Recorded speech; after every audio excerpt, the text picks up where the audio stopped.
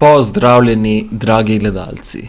Danes se bomo podali v nenavadno zgodovinsko potovanje, kjer bomo raziskovali, kako so nekateri med najbolj zloglasnimi diktatorji kljub grozotam svoje vladavine prinesli tudi nekaj nepričakovanih, pozitivnih sprememb. Čeprav so bili ti voditelji odgovorni za množične zločine in neizmerno trpljenje, so se v njihovem režimu pojavile tudi reforme, ki so vplivale na družbo, od izboljšanja pismenosti do zakonov o zaščiti živali. Sedaj pa si poglejmo del zgodovine, kjer se mešajo temačne in svetle strani oblasti. Hitler in zaščita živali. Adolf Hitler je bil brez dvoma eden najbolj spornih voditeljev 20. stoletja. Bil je briljanten govorec, izkušen propagandist in brezkompromisni ideolog. Kljub njegovemu nasilju, genocidu in uničevanju številnih življenj je Hitler presenetljivo znan tudi kot vegetarijanec in ljubitelj živali. Po prevzemu oblasti leta 1933 je njegov režim uvedel zakone, ki so med drugimi urejali zaščito živali, prepovedovali nehumano ravnanje in omejevali eksperimentiranje na živalih. V ozadju pa so ti zakoni služili tudi kot način, da se posredno napadajo judovske tradicije, saj je bilo s spremembo predpisov o zakolu onemogočeno izvajanje kašer postopkov. Tako je medtem, ko je režim izvajal grozote, skrbel tudi za zaščito živalskega sveta. Saddam Hussein in pismenost v Iraku. Saddam Hussein, diktator Iraka, je znan po svoji uporabi kemičnega orožja na civilistih, hudih kršitvah človekovih pravic in spodbujanju etičnih napetosti. Kljub temu je njegov režim imel tudi nenavaden stranski učinek – izboljšanja pismenosti.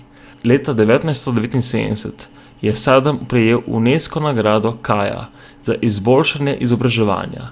Njegova vlada je uvedla obvezno pismenostno kampanjo in odprla šole za vse, stare med 15 in 45 let. In če se nisi udeležil tečaja pismenosti, so bile kazni za neudeležbo ali lažno izkazovanje pismenosti precej stroge. Namen teh reform je bil predvsem politični, indoktrinacija in utrjevanje nadzora nad prebivalstvom, vendar so bile posledice opazne. Pismenost med moškimi in ženskami se je v zadnjih desetletjih bistveno izboljšala. Džingis Kan in standardizacija. Džingis Kan, slavni ustanovitelj mongolskega imperija, je najbolj znan po svoji brutalnosti in uničevalni moči, s katero se je podredil ogromne dele sveta. Njegove vojaške kampanje so prinesle ogromno trpljenja, saj so bila cela mesta uničena. Preživeli pa so bili pogosto mučeni ali zasužnjeni.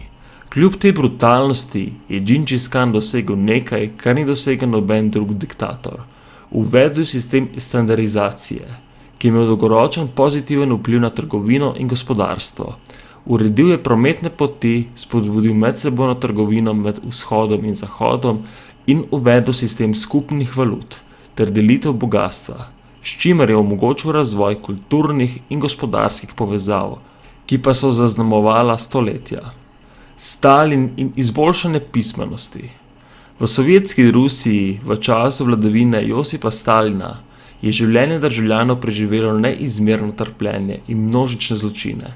Stalin je bil odgovoren za uničenje celotnih družbenih slojev, represijo političnih nasprotnikov in celo za lakoto v Ukrajini, ki je privedla do milijonov smrti. Vendar pa je tudi njegov režim prinesel dolgoročne reforme, med katerimi je bil najpomembnejši sistematični poudarek na izobraževanju. Ob koncu 19. stoletja je pismenost med odraslim prebivalstvom Rusije bila izjemno nizka, a za uvedbo strogega izobraževalnega sistema je ta delež dramatično narasel. Med vojaškimi enotami so celo dosegli 100% pismenost. Vzpostavili so nov učni načrt, ki je vključeval ideološko indoktrinacijo. Hkrati pa so ljudje pridobili osnovno znanje, ki jim je omogočilo branje in pisanje. Čeprav so diktatorji, kot so Hitler, Saddam Hussein, Džingis Kan in Stalin zaslužili obsodbo zaradi svojih grozljivih dejanj, je zgodovina pokazala, da so nekatere njihove politike prinesle tudi nepričakovane pozitivne učinke. Z vidika izobraževanja, gospodarskih reform in celo zaščite živali se lahko zgodovina izkaže za izredno kompleksno mešanico zla in dobrega, kjer tudi najtemačnejše sile občasno prispevajo k spremembam, ki so vplivale na družbo. Moramo pa se zavedati, da življenje ni zaporedno. Dobro ne vodi v dobro in slabo ne vodi v slabo.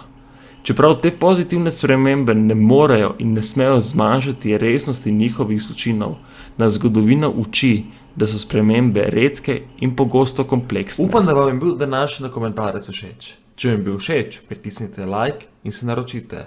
Hvala in lep dan.